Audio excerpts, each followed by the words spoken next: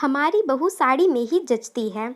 अच्छे परिवार से रिश्ता आए, वो भी बिना कुछ मांग जांच के, तो भला कौन माता पिता मना करेंगे। जी हाँ, अभी तो फाइनल ईयर में ही थी। बुआ के यहाँ शादी में अच्छे से बन ठन के गई थी। शुरू से मुझे लहंगा साड़ी पहनने का बहुत शौक था, पर कभी कभी फंक्शन में ही।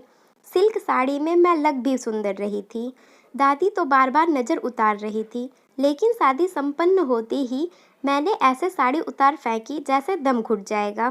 आखिर वह तो बस शौक की चीज़ है। अब बस पुराना लोवर और टी शर्ट पहन के ही जान में जान आई।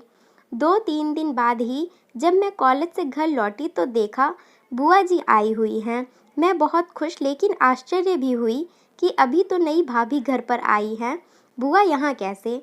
तो वह मुस्कुराते हुए मेरे पास आई और बोली, हमें मीनाक्षी है ही इतनी प्यारी। मैंने कहा, क्या बात है जो ऐसे बोल रही हो।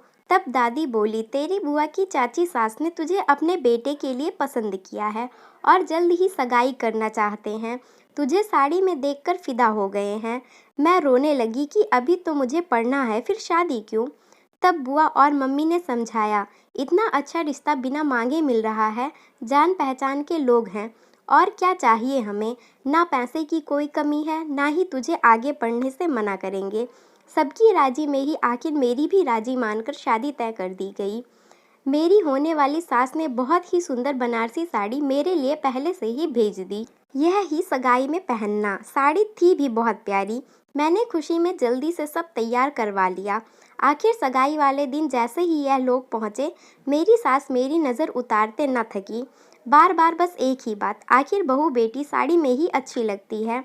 मेरी भाभी ने गाउन पहना था तो उन्हें अलग अंदाज में कहा, कुछ भी पहनो लेकिन बहू तो साड़ी में ही अच्छी लगती है।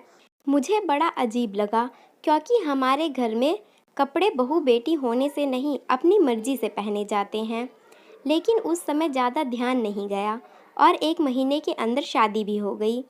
बहुत बड़ा घर था इनका, या कहें बहुत बड़ा बंगला।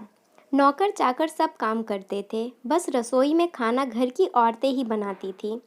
कुछ दिन घूम फिर कर निकल गए। अब बारी आई रसोई की। मैं नहा धोकर सुंदर सा सूट पहनकर नीचे आई तो सासू माँ झट से बोल पड़ी, अरे बहू, पूजा पाठ के काम में हमारे यहाँ साड़ी पहनते हैं, जा बेटा कपड़े बदल कर आ। मैंने इनकी तरफ देखा तो इन्होंने मेरे पास आकर कहा, तुम साड़ी में लगती ही इतनी अच्छी हो। आखिर मैंने बुझे मन से साड़ी पहन ली, पर वह सूट भी बहुत प्यारा था। साड़ी पहन तो ली, लेकिन साड़ी में काम कैसे होगा, यही सोचकर चक्कर आने लगे।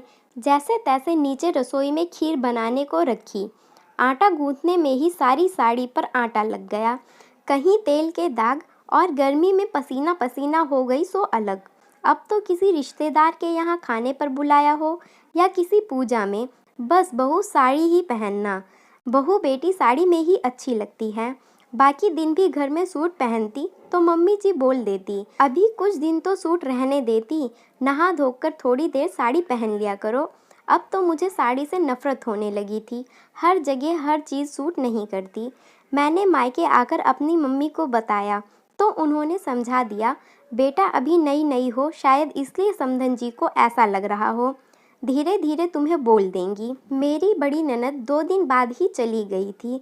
अब तो इस घर में आए 5 महीने हो चुके थे मुझे, और हर दूसरे दिन साड़ी के राग से मैं परेशान हो चुकी थी। मेरे सभी महंगे और सुंदर ड्रेसेस अलमारी की शोभा बढ़ा रहे थे, जिन्हें मैंने डालकर देखा भी नहीं था। आज कविता दीदी का फ़ोन आया था कि मैं आपको अपने घर खाने पर बुला ही नहीं पाई। आज काव्या का जन्मदिन है तो आप सब टाइम से आ जाना। अब तो मुझे पता था कि भारी भरकम साड़ी निकालनी है, आखिर ननद के घर जाना है।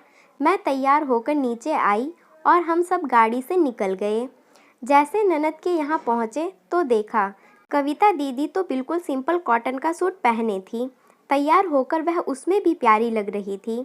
वहाँ सब सिंपल कपड़ों में ही थे। मैं खुद को उनके बीच जोकर महसूस कर रही थी।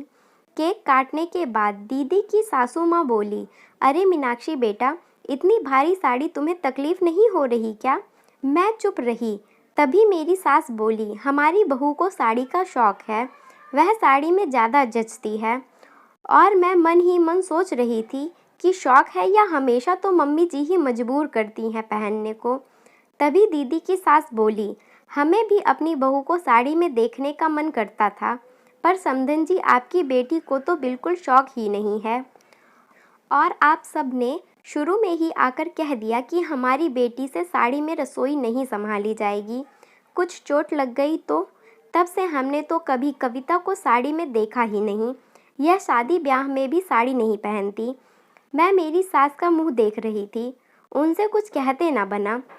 अरे वाह, आप अपनी बेटी के लिए कुछ और बहू के लिए कुछ। जैसे तैसे थकान से घर पहुँचे, कपड़े बदले और मैं लेट गई, पर मन में तो अजीब हलचल मची हुई थी। लोग क्यों भेदभाव करते हैं बहू बेटियों में। आज मेरे मायके में भतीजे का बर्थडे है, तो मैं तैयार होकर नीचे आई। सबके मुंह खुले रह गए। हस्बैंड ने कहा, आज तो तुम बहुत प्यारी लग रही हो, बेबी पिंक गाउन में सिंपल सोबर लुक। मुझे खुद को अच्छा लग रहा था। सास चाह कर भी आज मुझे रोक नहीं पाई। पता है आज मैं भी जवाब दे सकती हूँ। मैंने भी हंसकर बोल दिया, मम्मी जी आपकी बहू साड़ी के अलावा भी जचती है। सब हंस पड़े। फ्रेंड्स, अगर आपको ये स्टोरी पसंद आई हो तो please like share and subscribe.